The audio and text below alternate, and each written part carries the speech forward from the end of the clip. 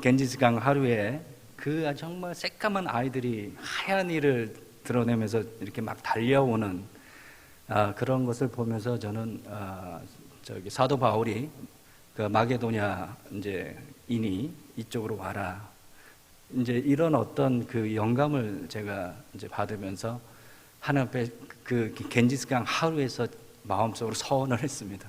하나님, 제가 내 인생 평생 하나님 이 선교하는 일에 제가 쓰임 받기를 원합니다.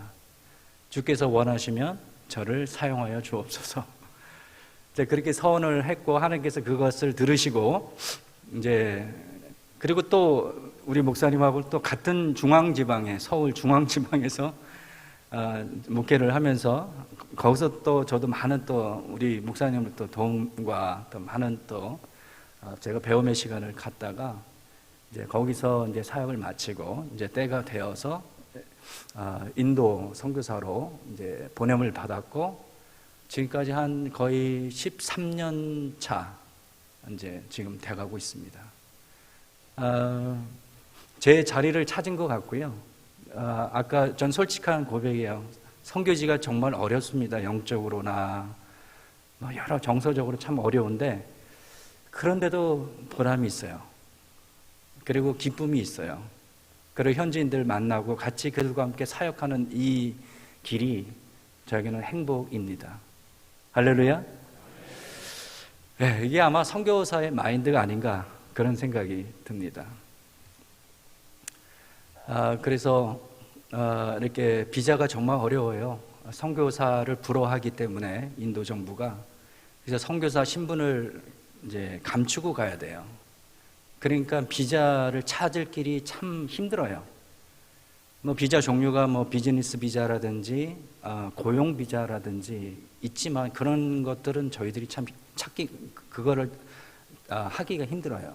왜냐하면 우리는 뭐 사업 경험도 없고 미천도 없고, 그리고 정부에서 그 1년 수익을 기준하는 것에 우리가 벌어야 돼요.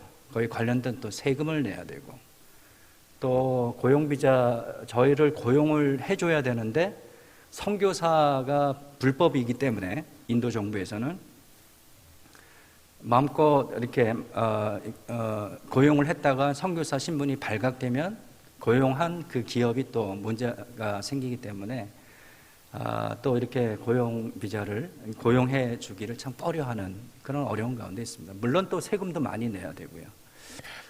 그런 가운데 저는 이제 학생 비자로 이제 갈 수밖에 없었고, 그래서 인도에서 본의 아니게 학위가 늘어났습니다. 학부를 졸업을 했고요. 그 다음에 대학원을 또 석사를 또 공부를 해야만 했습니다. 제가 머리가 좋아서 그런 게 아니라 일단은 비자를 계속 연장을 해야 되기 때문에 그래서 제가 정책을 했습니다. 하나님의 은혜로 잘 버티고 견뎠더니 또 하나님께서 지금까지 오게 하셨고, 뭐 자랑이라면은 타교단 선교사들은 학생 비자로 마친 선교사가 없어요. 오직 우리 교단 저 혼자만 이렇게 끝까지 이렇게 살아남았습니다. 왜냐하면 너무 힘들거든요. 왜냐하면 출석률 관리해야 되죠. 그 다음에 시험을 또 봐야 되죠. 그게 쉬운 일이 아닙니다. 어쨌든 이제 석사를 졸업을 하고 이렇게 왔는데 더 이상 이제 비자를 연장할 방법이 없는 거예요. 그래서 2월 말에 비자가 끝나서 이제 나와야만 했고, 그래서 이제 다시 들어가기 위해서는 또 이제 박사로 가야 될 것 같습니다. 그래서 그 박사가 이제 인도 학기는 6월 달부터 시작이 되거든요. 그래가지고 학부가 먼저 그 신청을 받고, 그 다음에 대학원 받고, 그 다음에 박사과정 그렇게 받기 때문에 그때까지 계속 있어야 되긴 너무 또 부담되고, 그래서 이제 여행 비자로 잠시 들어가서 그 기간 동안에 박사과정 그 신청하고 뭐 이런 식으로 그게 이제 업세트가 되면 거기에 이제 이제 프로비저널 레터라고 그러거든요. 그걸 가지고 다시 여기 한국에 와서 인도 대사관에서 이제 다시 받고 돌아가는 그런 어떤 계획을 가지고 있습니다. 어쨌든 그것을 위해서 기도를 해 주십시오. 정말 힘듭니다. 정말 비자만 해결되면 정말 마음껏 가서 복음 전하고 정말 세계 최대의 미전도 종족을 가진 나라가 인도 아닙니까? 정말 복음 전할 대상들은 너무나 많이 있는데 그 비자 때문에 그 사명을 온전히 감당하지 못하니까 위에서 기도해 주시기 바랍니다. 아멘. 자, 그러면 이렇게 기회를 주신 우리 목사님과 또 당회 장로님들, 그다음에 모든 성도님들께 감사를 드리고요. 자, 저 PPT 띄워주시면 감사하겠습니다. 그 다음 거 제가 이 영상을 한번 보시죠. 이렇게 아름다운 호수가 인도에도 있습니다. 예, 제가 사는 가까운 곳에 있습니다. 그 다음 제 아내하고 저하고 이제 인도는 이제 오토바이를 많이 타요. 예? 그래서 오토바이를 자연스럽게 이제 타고 그래서 이제 아내와 함께 이제 그 호수에 가서 이제 답답하고 그럴 때는 이제 그 호수에 앉아서 멍 때리고 그럼 또 힐링이 되고 이제 그래요. 그다음 인도에도 이렇게 데칸고원이라 해서 중인도에 보면 데칸고원이라 해서 여러분이 큰 플래트라고 해서 그 위에는 그렇게 평평해요. 밑에는 아주 절벽이고 큰 거대한 골짜기가 이렇게 있는데 위에는 평평해요. 거기 위에 올라가서 밑을 내려다보는 그 자연의 모습은 정말 아름다워요. 그 다음 우리 선교사님과 이런 곳에 올라가서 기념사진을 찍었습니다. 뒤에 그 자연이 멋있죠? 여러분 나중에 오세요. 단기 선교팀 오세요. 제가 좋은 곳 잘 인도하겠습니다. 그 다음 이거 한번 틀어봐 주세요.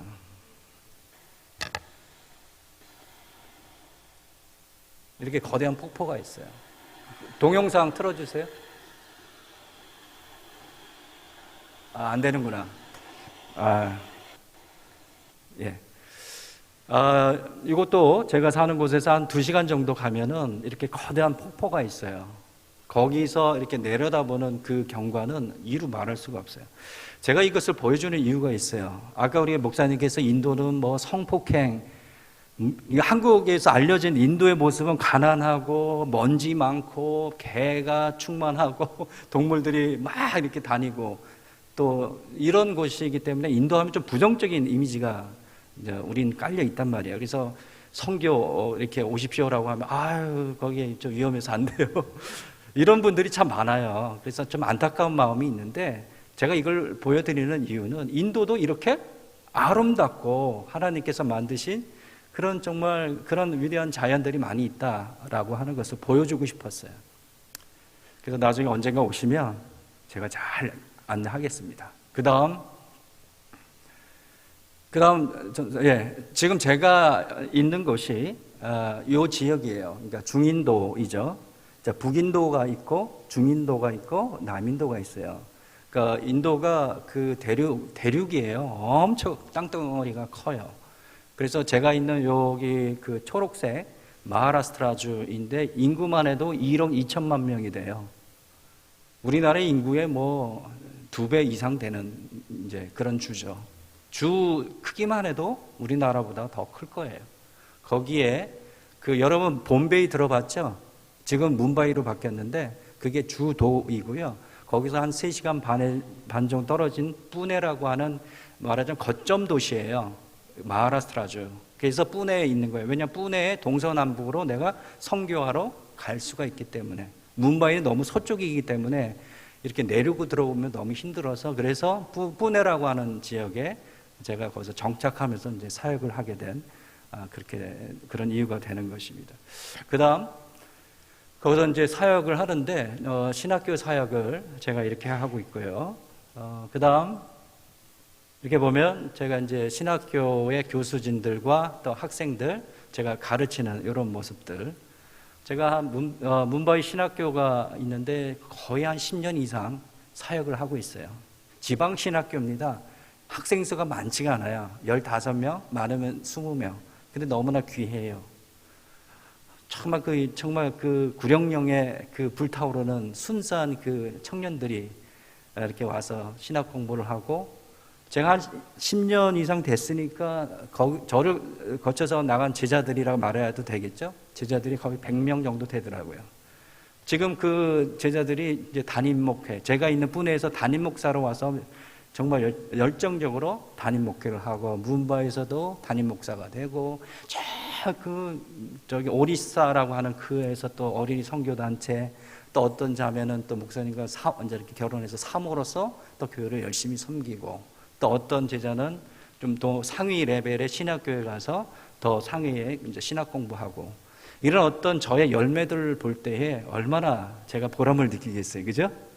예, 가르치고 훈련하여 인도 땅에 복음을 증거할 수 있는 이 선교사의 이 어떤 그 길에 제가 이렇게 서 있다고 하는 것에 저는 정말 감사하고 그렇습니다. 예, 이런 신학생들의 모습이고요. 그다음 또 분해에 우리 한국교회에서 지은 이제 학교가 있어요. 로컬 학교, 유치원부터 해서 중학교 과정까지 1,200명 학생들이 그 잉글리시 미디엄 스쿨에 영어로 가르치는 가난한 자들의 학생들을 위해서 지어진 학교입니다. 아주 콩나무 시루 같아요.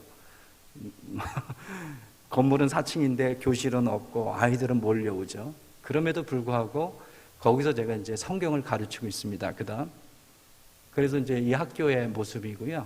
제가 매년 한 30-40명 학생들을 이제 다 이제 힌두, 무슬림 학생들이에요. 그래서 같이 제가 그들에게 복음을 전하고 찬양을 가르치고 또 율동을 가르치고 그렇게 해서 그 아이들에게 이제 하나님의 복음을 이제 전하고 있습니다. 귀엽죠? 아이들. 예. 그다음 이제 로컬 교회에서 이제 제가 주일마다 이제 말씀 사역하고 있고요. 그다음에 이제 단기팀들이 이제 방문을 그래도 많이 해 주셔요. 인도가 먼 곳이지만 그래도 오십니다. 그래가지고 이제 제 사역하는 거 도와주시고 격려도 해주시고 얼마나 귀한지 몰라요. 그러니까 왔다 가면은요 선교팀들 많이 변해요. 안 오시면은 기도하더라도 그냥 뜬구름 잡는, 가슴에 와닿지 않는 그런 기도를 할 때가 있잖아요.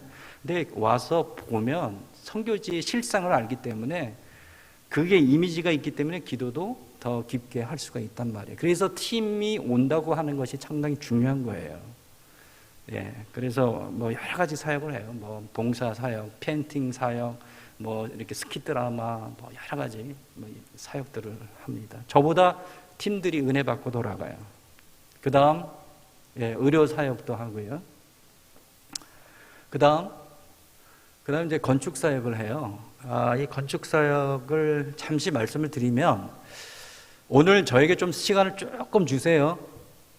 네, 저는 가면 이제 4년이고 5년이고 못 돌아와요. 그러니까 여러분 한 20분만 더 쓰세요. 저를 위해서. 네, 아시겠죠? 아멘? 그래서 제가 이제 그 건축 사역도 진행하거든요. 근데 이제 저도 사역을 많이 해요. 뭐 신학교 사역, 아까 뭐 보셨듯이 여러 가지 사역을 하는데, 제가 제 13년 동안 이렇게 선교지에서 어떤 사역, 예를 들어서 한국 교회와 한국 성도들 간에 함께 협력해서 선교지에서 효과적인 영향력을 끼칠 수 있는 사역이 뭘까? 다른 사역들도 물론 귀한 사역이지만 한국 교회 성도와 함께 영향력을 선교지에서 직접적으로 끼칠 수 있는 사역이 뭘까? 제가 경험해 보니 그것이 바로 교회 건축 사역이었습니다. 이것은 제가 건물을 짓자라고 하는 그런 의미가 아니에요. 처음에는 저도 건축 사역에 대한 좀 이렇게 이해를 못했어요. 그래서 열심히 하는 선교사들 보면은, 우리가 뭐 가르치고 열심히 뭐 제자화 시키면 되지 그렇게까지 할 필요가 있어라고 이렇게 생각을 하고 있었는데, 그것을 깨는 계기가 뭐냐면, 여기 그 서울신대의 이병성 그 목사님, 선교사님이에요. 이제 지금 국내 목회를 하고 계시지만 그분이 PhD 서울신대 논문을 쓴 가운데 인도 선교 전략이라고 하는, 인도 복음주의, 그러니까 우리는 인도 선결교회라고 부르거든요. 그거를 중심으로 쓴 논문을 제가 이제 본 적이 있는데, 그다음 거기에 보니까 2001년부터 2024년까지 우리 교단 기독교 대한 선결교회에 의한 인도 선결교회 ECI 교단에 건축된 교회 수가 325개가 돼요. 여기 이제 인도 지도에 빨간 붉은 그게 다 교회가 건축된 지역입니다. 그래서 이제 중인도부터 시작을 해가지고 남인도, 북인도는 못 올라갔어요. 거기 워낙 강성 지역이기 때문에 그래서 구자라트주, 마하라스트라, 그 다음에 탈랑가나, 그 다음에 타밀나두, 까르나타카, 깨랄라, 이렇게 그 주에서 325개의 교회를 건축을 했다라고 하는 건 상당한 그 고무적인 일이에요. 우리 교단 성결교회가. 그래서 이시아의 교단이 부흥하는데 결정적인 역할을 한 것이 바로 이 교회 건축이었다라고 하는 것입니다. 그다음, 그래서 저도 하나님께서 저에게 은혜를 주셔서 이게 제가 건축한 교회 수입니다. 17개를 지금 교회를 건축했고 건축 중인 가운데 있습니다. 그러니까 저도 보면은 중인도, 구자라트, 제가 있는 마하라스트라주, 남인도, 깨랄라, 타밀나두에 걸쳐서 교회를 지금 건축을 했습니다. 그 다음, 왜 그런가 하면은요, 인도에는 아주 열악한 환경에서 예배드리는 가정교회가 너무나 많이 있어요. 그래서 제가 이 가정교회를 이제 방문을 합니다. 요청이 들어왔을 때 실사 방문을 해서 보면은 얼마나 열악한 가운데 있는 가정교회가 너무나 얼마나 많은지 몰라요. 바닥은 흙바닥이야, 그냥 습기가 다 올라오는, 아시죠? 거기에 그냥 천 하나 이렇게 깔아놓고 거기서 예배를 드리고 있고, 등이 제대로 없어가지고 너무나 어두워. 그리고 지붕을 보면은 한쪽에 그냥 구멍이 뻥 뚫려가지고 비가 오면은 그냥 빗물이 다 새 들어오고, 또 어떤 교회는, 어떤 가정교회를 방문하면 소똥으로 만들었어. 소똥과 진흙을 이렇게 어기겨가지고 이거 이렇게 담벼락을 하는데 아주 소똥 냄새가 그윽하게 풍기는 그런 곳에서 예배를 드리는데, 여러분 같으면 예배 드릴 수 있겠어요? 못 드립니다. 그래서 그들의 눈을 보면은 간절함이 배어 있어요. 도와주세요. 우리는 힘이 없습니다. 좀 도와주십시오. 이런 어떤 게 느껴져요. 그래서 그들의 간절함 속에서 교회 건축을 해주면 그들이 얼마나 뜨겁게 예배를 드리는지 몰라요. 저는 예를 들어서 이 모티처 교회를 하나 예를 든다면은, 교회를 건축하고 봉헌식 한국팀이 하고 돌아가고 3개월 후에 재방문을 해요. 왜? 교회 건축을 한 이후에 어떤 변화가 있는지를 확인하기 위해서 한 2, 3개월 후에 다시 방문을 합니다. 갔더니 그때가 저녁쯤 됐을 때 예배가 시작이 되는데, 제가 이렇게 막 들어가기도 전에 얼마나 뜨겁게 찬양을 하고 박수를 치고 막 그러는데, 어떤 너무나 뜨거운지 성령의 임재가 막 입신이라는 거 아시죠? 입신하는 성도가 막 일어나고, 근데 거기는 또 갑자기 정전이 돼. 인도는 너무나 정전이 잘 돼. 그러니까 깜깜하지. 그런데도 찬양을 하면서,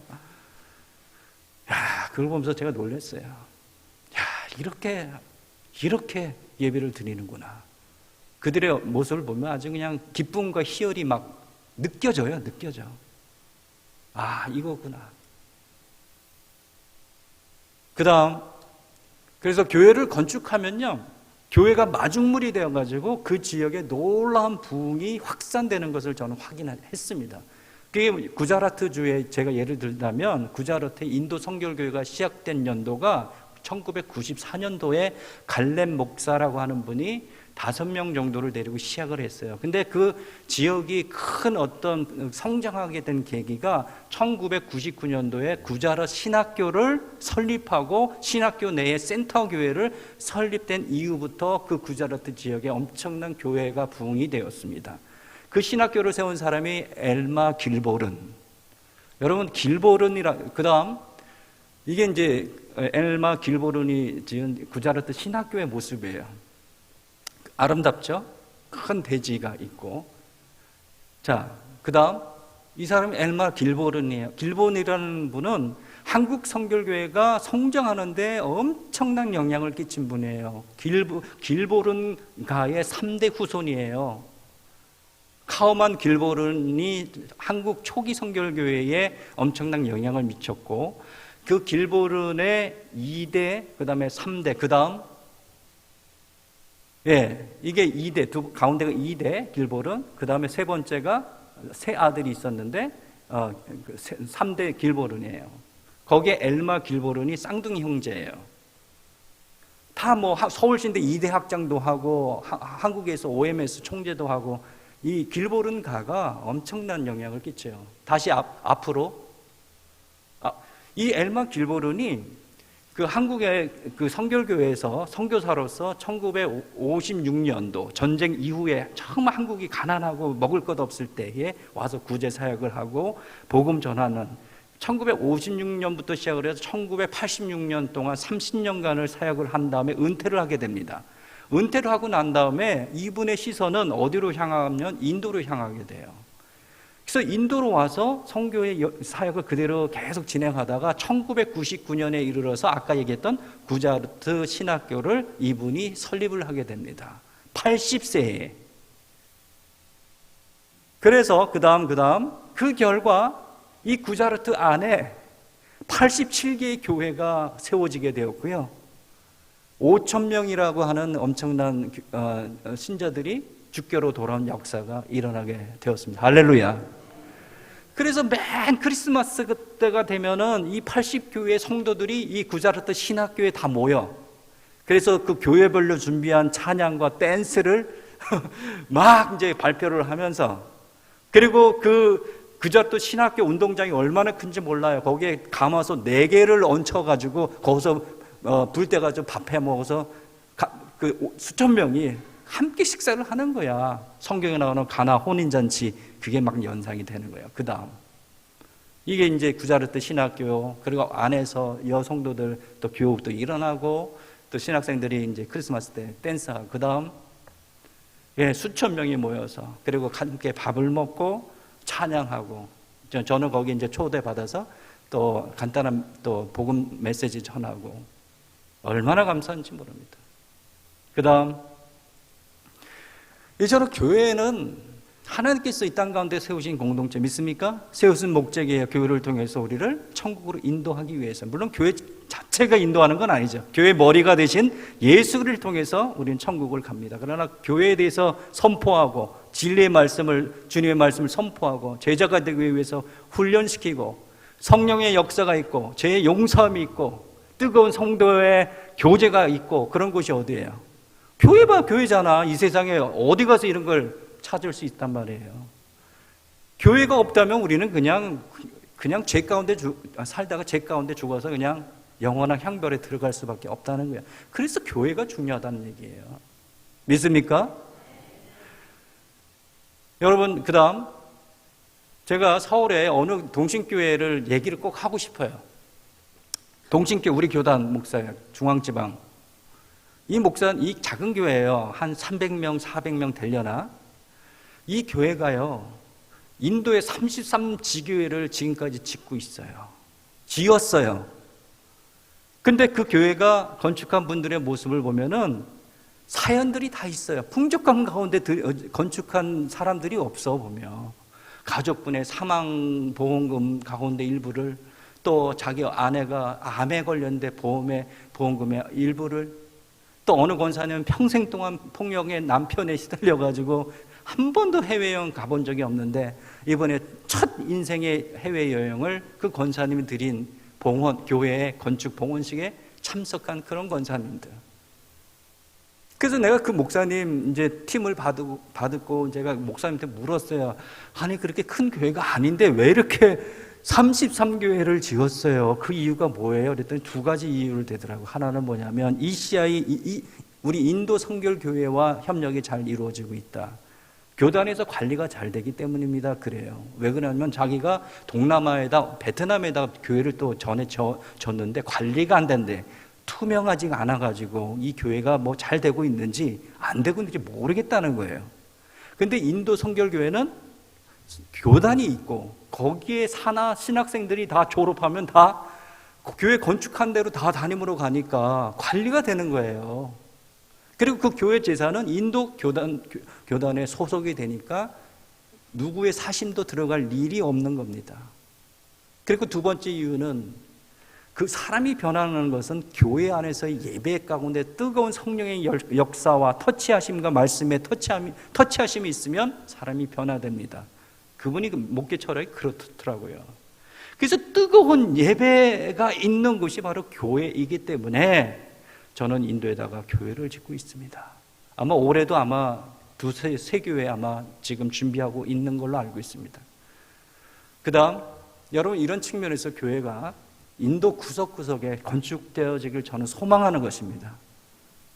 그래서 이 교회를 통해서 인도 땅에 에베소서 3장 6절에 있는 말씀처럼 읽어볼까요? 시작. 이는 이방인들이 복음으로 말미암아 그리스도 예수 안에서 함께 상속자가 되고 함께 지체가 되고 함께 약속에 참여하는 자가 됨이라.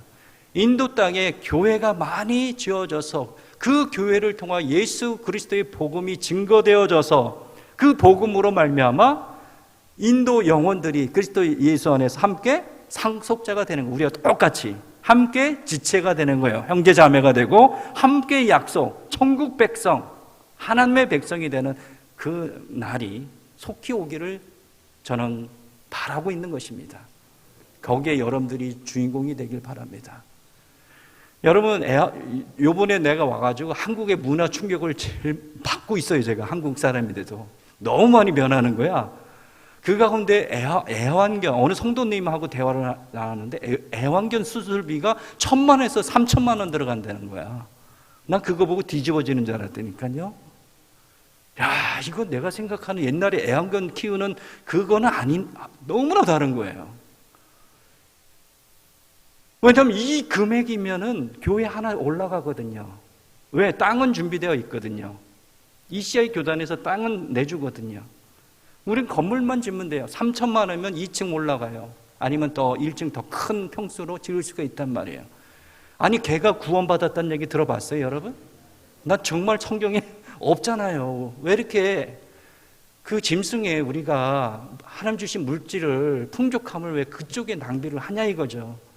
사람을 구원하는 일에, 영혼을 구하는 일에 쓴다면 여러분의 상급은 하늘에 다 올라갈 것이고 하나님 기뻐하실 일인데, 우리 믿는 우리들이 과연 하나님이 주신 이 풍요로움을 정말 어디에 사용해야 될 것인가를 한번 생각해 봤으면 좋겠어요. 그래서 그 다음 이렇게 이제 가정교회가 이렇게 되고, 그 다음 교회가 이렇게 건축이 되고, 팀이 와서 이렇게 봉헌식하고 아주 축제가 벌어집니다. 그 다음 제가 이제 건축한 교회들의 일부의 모습들이에요. 그래서 여기 보면 후원한 교회, 후원한 사람의 이름을, 교회 동판을 거기다 세워서 영구적으로 기념할 수 있도록 그 성도님들이 그렇게 이제 하고 있습니다. 그 다음 이렇게 그 다음 저의 이제 바람은 이제 계속적인 중보기도, 지속적인 후원, 그 다음에 선교지 방문 좀 하셔서 여러분이 주신 달란트를 한번 복음 증거의 기회로 한번 가졌으면 좋겠고, 그 다음에 열방에 인도를 교회 건축하는 그런 은혜의 축복이 여러분 가운데 있었으면 좋겠습니다. 아멘. 그 다음 그래도 이제 말씀은 좀 전해야 되겠죠? 자, 이 말씀 오늘 본문 말씀이고요. 자, 그 다음 선교란 무엇인가라고 이제 질문을 한다면 사람들은 막 이렇게 얘기를 해요. 뭐 복음 전하는 것이지 뭐, 어디 거기 가가지고 교회를 건축하는 것이지 뭐, 사람들을 제자화시키는 것이지 뭐, 이렇게 이제 대답을 해요. 근데 이것은 선교의 사역에 대해서 말하는 겁니다. 제가 여기서 질문을 한다라고 하는 그 의도는 뭐냐면, 우리가 보냄을 받은 선교사든 보내는 선교사든 간에 이런 선교 사역을 가능하게 한 그 원동력이 뭘까라고 하는 것이죠. 여러분 뭐라고 생각하세요? 그것은 바로 눌러주세요. 사랑입니다. 믿습니까? 사랑이 우리 가운데 백그라운드로 자리 잡고 있지 않는다면 선교지에서 선교를 해 나갈 수가 없어요. 사랑이, 하나님의 사랑이 우리에게 충만하지 않는다면요, 우리가 어떤 선교를 해도 열매가 나타나지 않아요. 사랑이 없으면은 우린 교만함에 빠져서 우린 그들을 위해 군림하게 되는 것이고요, 그들을 아래로 이렇게 보게 된다니까요. 그들은 알아요. 우리가 어떤 자세로 우리들에게 오는지를 안단 말이에요. 그렇기 때문에 이 사랑이라고 하는 것이 너무너무나 중요해요. 여러분 믿습니까? 이런 점에서 저는 사랑은 선교에 있어서 가장 중요한 요소다라고 얘기합니다. 그 다음, 근데 이런 사랑은요, 소위 세상에서 말하는 사랑과는 근본적으로 다르죠. 제가 이제 선교지에 있다 보면 유튜브를 좀 이렇게 가끔씩 보면 요즘 국제부부가 많더라고요. 그래서 이렇게 보면 어느 부부는 자기를 딩크족이라고 이렇게 소개를 하더라고요. 그래서 저는 딩크족이라는 용어 자체를 몰랐어요. 그래서 막 찾아봤죠. 그랬더니 그 의미가 뭐냐면은 더블 인컴, 노 키즈. 이 얘기는 둘이 같이 벌어가지고 아이 없이 잘 먹고 잘 살자. 그런 얘기예요. 왜냐하면 양육하기 너무 힘드니까 우린 그런 거 다 귀찮고 애 낳지 말고 그냥 우리끼리 잘 먹고 잘 살고 즐기고 해외여행 가고 그렇게 살자. 이게 딩크족의 그런 뜻이래요. 동거 문화가 요즘 많이 유행하고 있다면서요. 그러니까 한번 살아보자는 거예요. 결혼하기 전에 서로 이렇게 실패하기보다는 한번 살아보고 우리가 한번 점검해보자. 서로 맞는지 안 맞는지. 이런 어떤 문화가 지금 확산되고 있다라고 하는 거죠. 그다음 여러분 이런 것에 대해서 여러분 어떻게 생각을 하세요? 솔직히 여러분 이것이 진정한 사랑입니까? 사랑이에요? 아니에요? 아니죠. 이들의 사랑은 뭐예요? 자신만을 위한 사랑, 원하는 것을 얻기 위한 사랑, 나를 중심에 둔 사랑입니다. 왜냐하면 진정한 사랑은 뭐예요? 희생과 섬김을 통해서 타인을 밝게 비추게 하는 것이 진정한 사랑이기 때문에 그래요. 우린 다 경험자들이잖아. 결혼하고 양육하는 거 때로는 힘들지만 보람을 느끼잖아요. 그죠? 정말 힘들어요. 그러나 이 희생과 섬김을 통해서 나도 한 단계 성장하는 하나의 과정을 우리가 겪는 거잖아요.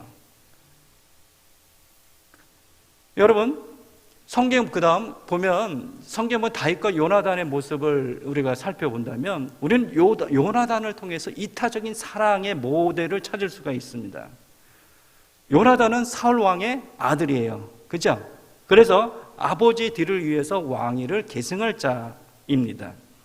그러나 이 요나단은 자기 아버지인 이 사울 왕으로부터 끊임없이 죽음의 위협에 휩싸여가지고 맨날 도망자의 삶을 살아가는 이 다윗에게 늘 피할 길을 제시해 줍니다. 요즘 시대의 가치로 본다면요, 가만히 있으면 왕의 신분이 될 그런 위치이기 때문에 괜히 나서서 아버지의 뜻을 거스를 그러는 이유가 전혀 없는 것이에요. 그럼에도 불구하고 요나단은 끝까지 다윗을 향한 그의 사랑과 헌신을 보여주었다라고 하는 것이죠. 어떻게 이런 사랑이 가능할까? 답은 간단하죠. 요나단은 그 어떤 것보다도 그 누구보다도 하나님을 뜨겁게 사랑했기 때문에 그렇습니다. 하나님을 그 누구보다도 사랑했기 때문에 요나단은 그분이 선택한 다윗에게 최선을 다할 수 있었던 것입니다. 그래서 요나단은 다윗을 지키는 일이 하나님의 뜻을 지키는 것이라고 확신했습니다. 그런 확신이 진정한 사랑을 실천할 수 있게 했고 하나님의 구원의 역사에 동참하게 만들었다라고 하는 것입니다. 왜냐하면 다윗을 살려줌으로 인해서 인류의 구원자 되신 예수 그리스도의 계보가 누구를 통해서 오게 된다? 다윗의 가문을 통해서 이루어지게 했기 때문이다라고 하는 것이죠. 저는 그런 점에서 그 다음 선교는, 그래서 저는 2010년도에 그 남아공에서 열렸던 제 3차 로잔 대회가 있어요. 아주 중요한 선교에 대한 그 대회거든요. 우리나라 올해 열립니다. 4차 로잔 대회가 열리는데 거기에 보면은 이 하나님의 선교에 대한 정의를 저는 그런 점에서 너무나 좋아해요. 여러분 한번 읽어볼까요? 시작. 선교는 하나님의 본성에서 유래한다. 하나님의 선교는 하나님의 사랑에서 흘러나온다. 하나님의 백성의 선교는 하나님을 향한, 그리고 하나님이 사랑하시는 모든 이들을 향한 사랑에서 흘러나온다. 세계 복음화는 하나님의 사랑이 우리를 향해 그리고 우리를 통해 흘러나온 결과다. 이렇게 정의를 내리고 있어요. 여기에 보면 선교는 하나님 아버지의 마음에서 나왔다라고 정의하고 있습니다. 그렇다면 그 아버지의 마음, 본성이 뭔가라고 했을 때 우리가 잘 아는 요한복음 3장 16절 하나님이 세상을 이처럼 사랑하사 독생자를 주셨으니 이는 저를 믿는 자마다 멸망치 않고 영생을 얻게 하려 함이니라 라는 말씀처럼 온 세상을 사랑하사 모두가 멸망치 않고 구원을 얻게 하려는 하나님의 사랑에서 선교는 유래한다라고 하는 것입니다. 그렇기 때문에 하나님 백성인 우리들의 선교는 이런 하나님을 향한, 그리고 그 하나님이 사랑하시는 모든 이들을 향한 사랑에서 흘러나와야 하는 것이다 라고 말하고 있는 거예요. 그래서 세계복음화는 어떻게 이루어지는가? 하나님의 사랑이 우리를 향해서, 그리고 우리를 통해서 흘러나오는 것으로 선교는 이루어진다라고 그렇게 말하고, 나는 그래서 이 정의를 너무너무나 계속 읽고 가슴에 새기고 있습니다. 그 다음, 그래서 오늘 읽었던 본문이 이렇게 얘기하고 있습니다. 9절, 하나님의 사랑이 우리에게 나타난 바 되었으니 하나님이 자기의 독생자를 세상에 보내시면 그로 말미암아 우리를 살리려 하심이라. 그 다음에 11절, 사랑하는 자들아 하나님이 같이 우리를 사랑하셨은즉 우리도 서로 사랑하는 것이 마땅하도다. 그 다음 시편 145편 8절에서 9절, 여호와는 은혜로우시며 긍휼이 많으시며 노하기를 더디하시며 인자하심이 크시도다. 여호와께서는 모든 것을 선대하시며 그 지으신 모든 만물의 사람들에게 긍휼을 베푸시는도다. 할렐루야. 이게 하나님의 사랑이에요. 그 사랑을 우리가 깊이 깨닫는다면, 그죠? 우리도 우리를 향한, 우리를 통해 하나님의 사랑이 이방인들에게 흘러가게 하는데 우리도 기꺼이 동참할 수 있다라고 하는 것이죠. 여러분 믿습니까? 이처럼 그 다음, 선교는 하나님의 사랑을 깊이 바라봐야 감당할 수가 있는 거예요. 요나단처럼 하나님의 마음을 알고 그분을 뜨겁게 사랑해야 죽기까지 상대방을 사랑할 수 있고 끝까지 선교의 사명을 감당할 수 있게 된다라고 하는 것입니다. 자신만을 위한 사랑, 원하는 것을 얻기 위한 사랑, 나를 중심에 둔 사랑은 결코 하나님의 뜻을 이룰 수가 없는 것입니다. 사람은 변해요. 왜? 그러나 하나님은 변하지 않으십니다. 그 하나님은 그 변함없는 당신의 사랑을 통해서 항상 놀라운 일을 행하심을 여러분 믿으시기 바랍니다. 이제 마지막으로 이런 진정한 사랑의 모습을 몸소 실천한 인도의 두 여성입니다. 여성을 소개하고 오늘 말씀을 마칠게요. 이건 여러분 여태까지 들어보지 못했던 인물 이야기입니다. 이 사람의 이름은 사비트리바이 풀레라고 하는 인도 여성이에요. 이 사람은 사회 개혁가였고 교육가였고 여성 인권을 위해, 회복을 위해서 일평생을 바친 활동가였습니다. 그녀는 1831년 19세기 사람이에요. 1월 3일 날 이제 제가 살고 있는 뿌네에서 태어나게 됩니다. 그리고 그녀는 몇 살에 결혼을 하게 됐냐면 9살에, 왜냐하면 그 당시 조언이 너무나 흥행했기 때문에 9살에 결혼을 하게 되고, 그녀의 남편은 조티바 플레라고 해서 13살이에요. 그렇게 결혼을 해요. 그래서 그녀가 결혼할 때 그녀는 쓸 줄도 모르고 읽을 줄도 모르는 까막눈이었어요. 그 다음, 그래서 그녀의 남편은 얼마나 또 지혜롭고 따뜻한지 몰라요. 그래서 자기 아내를 가르치기 시작했어요, 집에서. 그래서 글자를 가르치고, 근데 그녀가 이 배움의 열정이 얼마나 대단한지 남편이 가르쳐주는 거 그냥 다 공부하고 다 내 것으로 만들고, 오히려 한 가지를 가르치면 10가지를 알아버리는. 그 당시 19세기는요, 여성들이 쓸 줄도 모르고 읽을 줄도 몰라요. 그걸 정부에서 허락지도 않았단 말이에요. 그런데 그녀는 이 배움에 대한 열정은 정말 따라올 자가 없었어요. 그래서 그녀는요, 인도 최초의 근대 시기에 근대 교육을 받은 여성 선생님이 됩니다. 인도 역사에, 근대 인도 역사에 최초의 여선생이 되었습니다. 그래서 이 사비트리바이 풀레는 여성 교육에 대한 그 필요성을 절실하게 깨닫고 소녀들을 가르치기 시작을 합니다. 자기 집에서. 그리고 제가 지금 살고 있는 그 뿌네 지역에 최초의 여학교를 세우게 됩니다. 근데 그 당시에는요, 여성에 대한 그 차별과 편견이 얼마나 심한지 모릅니다. 그래서 어느 날 이 사비트리바이 풀레가 학생들을 가르치기 위해서 집을 나서는 순간에 그것을 못마땅히 여긴 최고의 그 브라만들이 있어요. 인도 카스트의 최고의 그 위치에 있는 브라만들이 사람들을 시켜가지고 이 여자 가르치지 못하게 해라. 그래서 막 돌을 던지게 하고 심지어는 똥을 뿌리기까지 했어요. 그런데도 이 여인은 결코 굴하지 않고 인도 소녀들을 가르치는데 최선을 다하게 됩니다.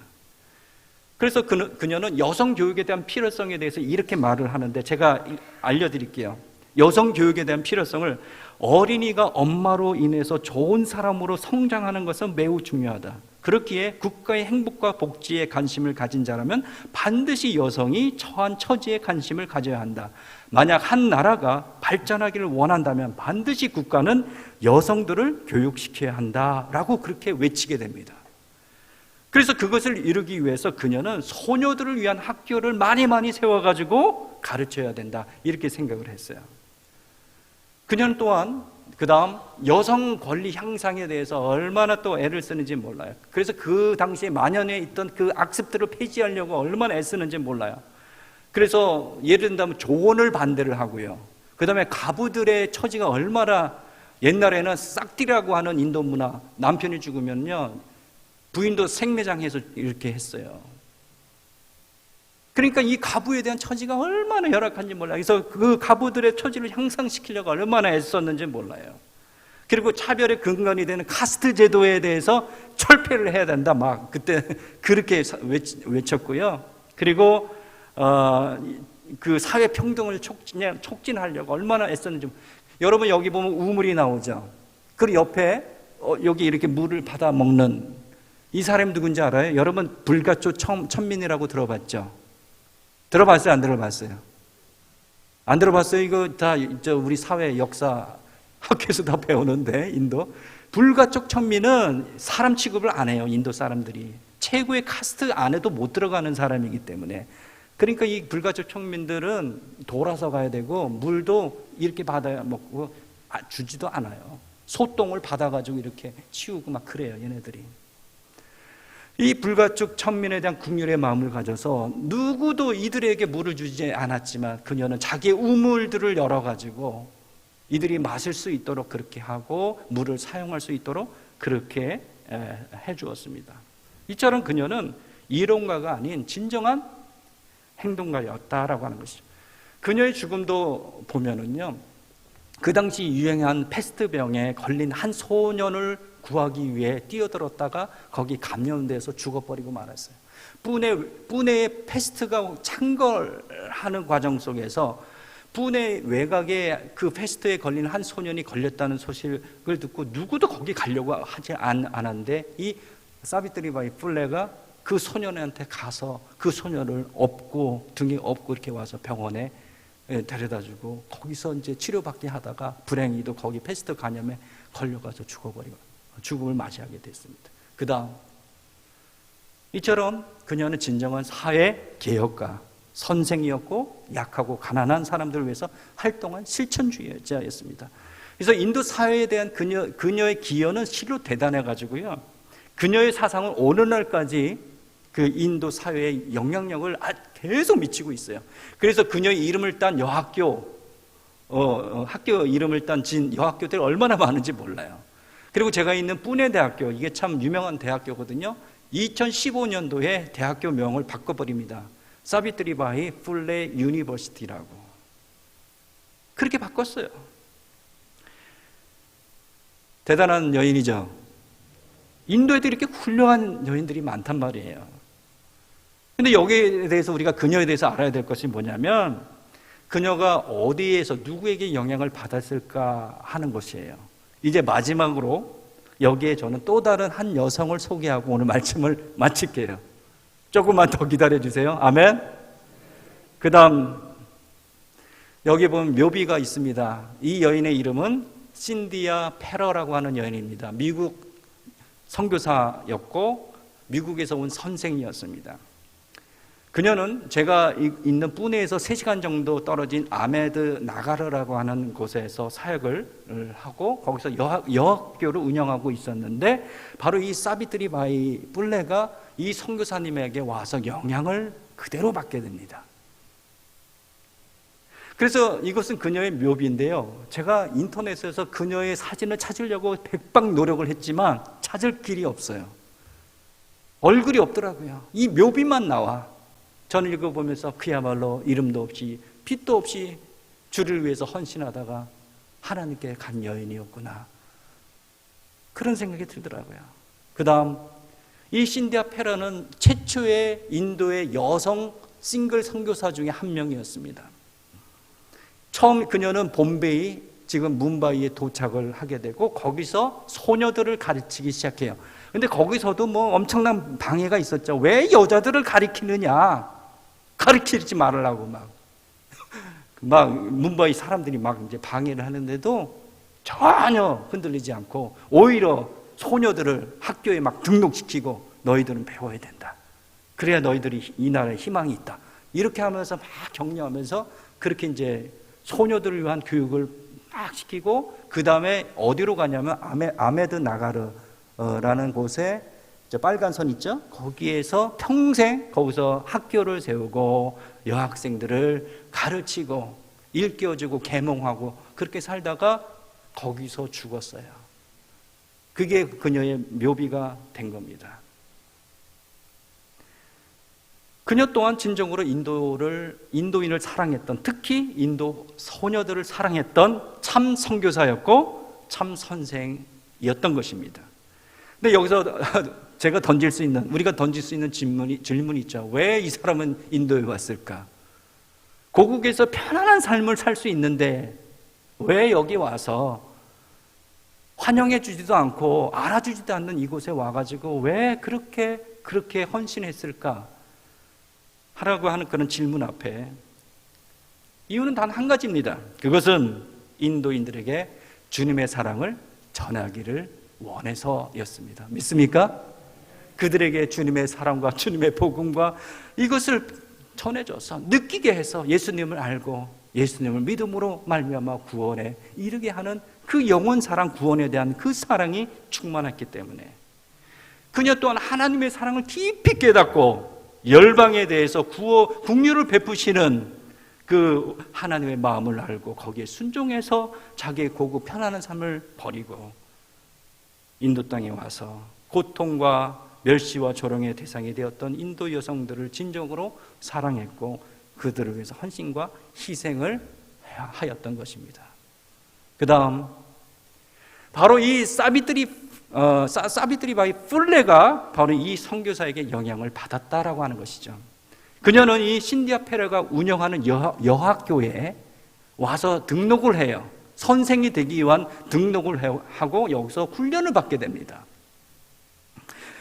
그래서 이 사비트리바이 풀레는 훈련을 받으면서 이제 나도 푸네에 가서 여학교를 세워야지라고 하는 영감을 받게 돼요.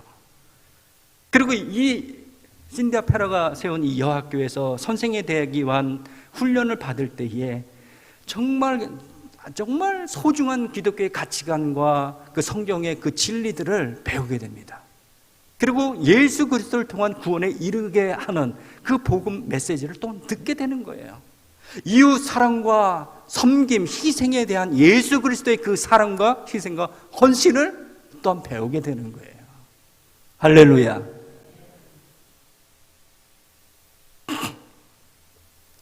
여러분, 그 다음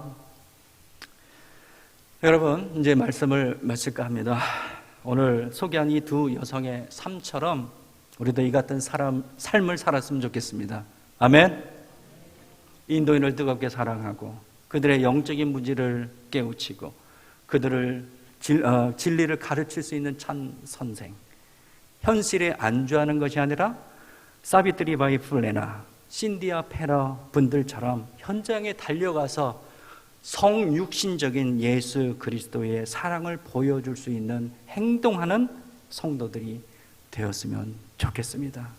그래서 다음 이 두 여성처럼 진정으로 이들에게 영향을 받은 많은 인도인들이 생겨나서 지금도 그녀들을 기념하고 존경하는 것처럼 우리들을 통해서 생명의 의가 되시는 예수 그리스도를 기억하고 구주로 영접하고 그분을 삶을 따르기로 결단하는 많은 인도인들이 나타나기를 주님의 이름으로 축원합니다.